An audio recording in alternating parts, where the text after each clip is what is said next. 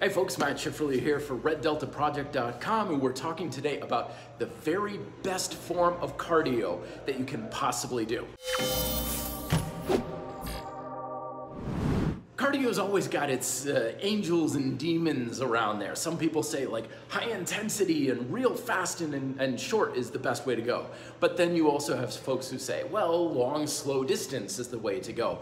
And the debate continues based on which is best for burning calories and health. And usually it also follows where if someone says one side is good, the other side is inherently bad for whatever reason. Here's the best way to think about this, is both ends of this cardio spectrum are basically just manipulating two of the biggest variables when it comes to physical activity, which is time and intensity.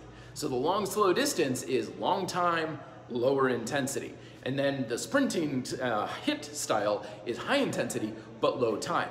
Both time and intensity have massive advantages and benefits to helping you do everything: health, well-being, burning fat, calories, and so on.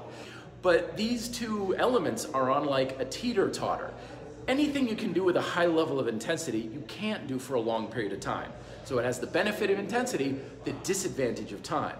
But things you can do for a long period of time, that's a benefit, but you can't do it for very high intensity. So each sides of this equation are give and take. So the real lesson here isn't one is good or one is bad, it's more of which is best for you in a given situation.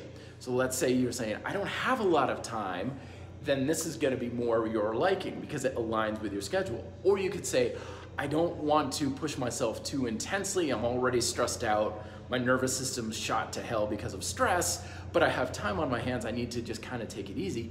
This is better for you. And it's about manipulating that seesaw to be in alignment with what your resources are, what your preferences are, and just simply what your body and mind needs. All right, there are my thoughts. I'd love to hear yours down below. Don't forget, subscribe here if you like these videos. These will point you in the direction of some more information as well.